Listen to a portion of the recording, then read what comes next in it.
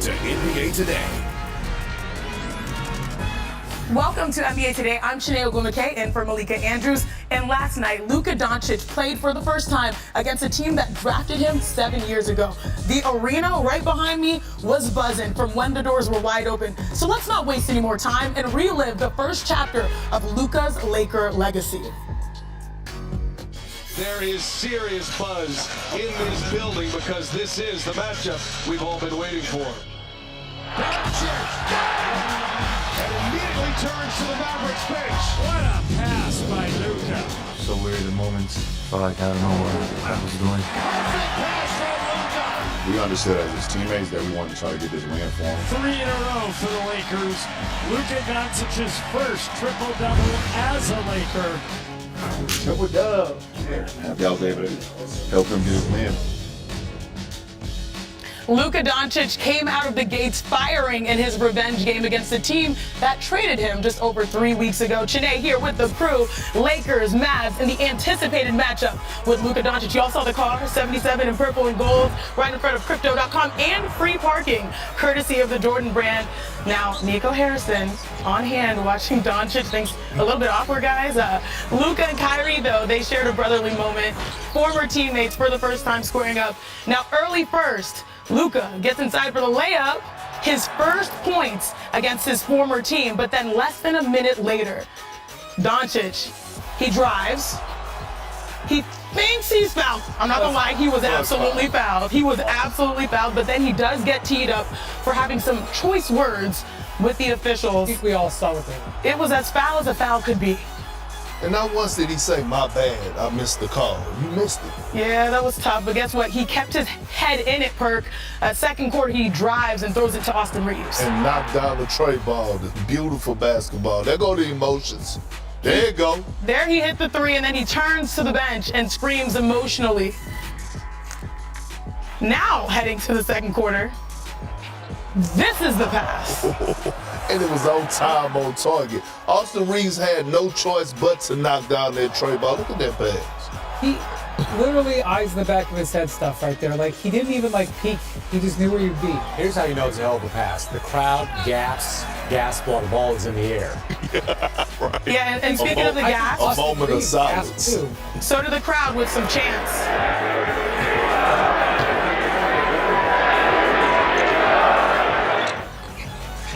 Thank you, Nico. What does Richard say? Stay petty so you don't have to get petty a few possessions later. There's more passing to Vando. I mean, another highlight reel pass. Who said Luka couldn't play with pace? Okay, he's doing it on offense. Wendy, fourth quarter, LeBron James, he would take over. Look at this pass down the floor. Wayne Wade LeBron stuff right there. What a play, what a lay. You like that one? Nice layup. Nice layup. Nice layup. Okay, 7 minutes left, LA up. Y'all, Clay? Vintage Clay in the fourth. Clay was cooking, Tim. This was Splash Brother type of stuff. Look at Mark Cuban. Cuban likes, he's wearing Luka ones, but he still loves his Mavs. But you can't leave that man wide open. LeBron James knocks it down. Y'all, this was a good one from start to finish. Mouse in the house. Too big, too strong, doesn't matter how old. We used to see that with Braun and AD, but now Braun is AD.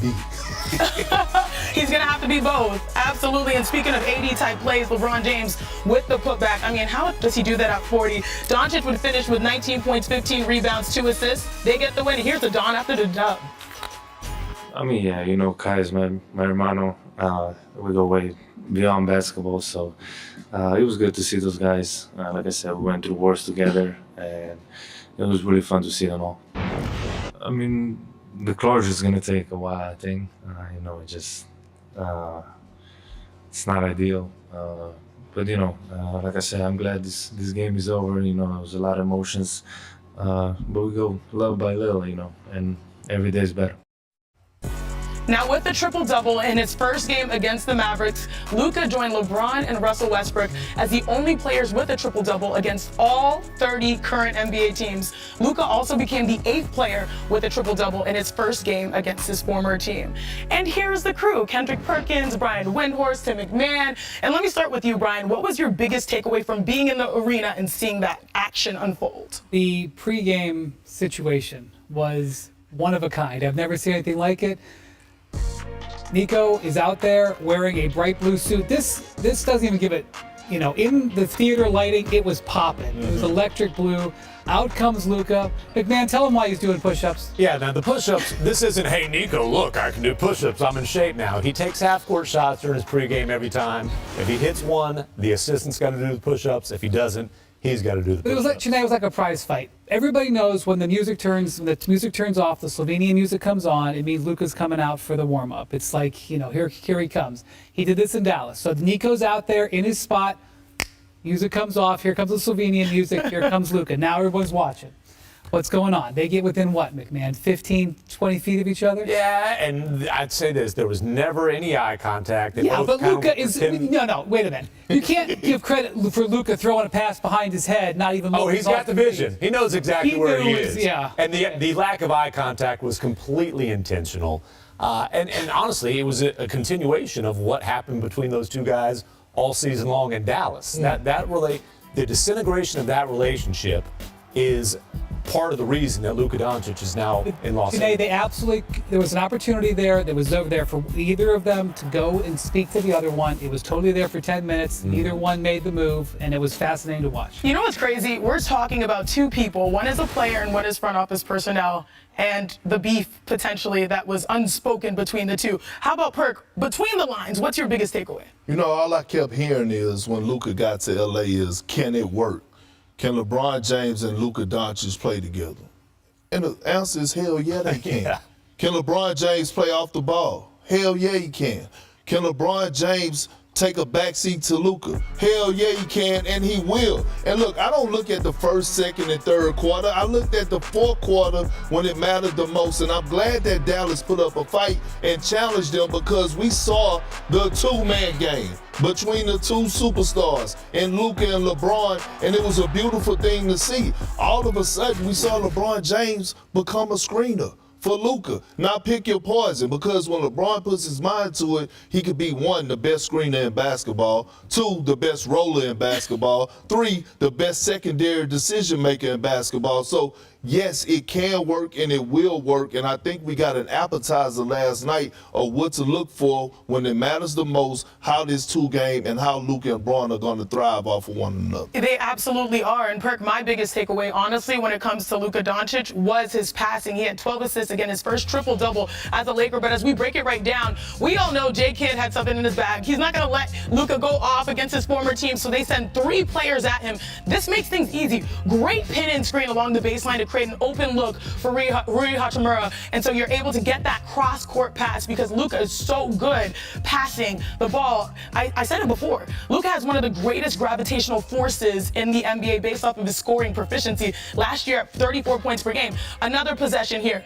All right, you're caught a little bit ball watching because you're trying to see what Luka Doncic does, and instead, that puts you in a split decision trying to guard 2. So what does Luka do? No look to the corner, another knockdown for Jay Vando. Those are threes that are really important for them to get people going on the outside, but more importantly, it starts with Luka Doncic being that secondary ball handler that LeBron James has always wanted and needed. Exactly, and he's actually the primary ball handler. You saw all these highlights show Luka with the ball distributing it. That means it's just less on LeBron, and in the fourth quarter of this game, it could have gone either way. LeBron scored 16 points because he had the energy to do it, and that's really the Lakers' core game plan. Look, I know we're talking a lot about the Los Angeles Lakers, but my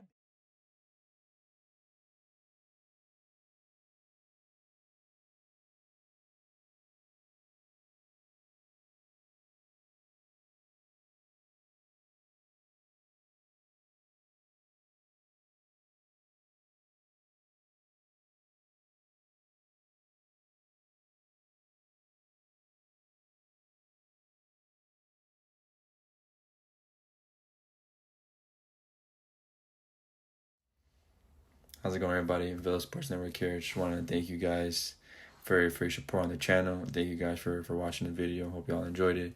I also want to kind of remind you to don't forget to leave a like on the video, subscribe to the channel, and leave a comment on the video if you like as well. But regardless of the fact, thank you again for your support, and hope to see you on the next video.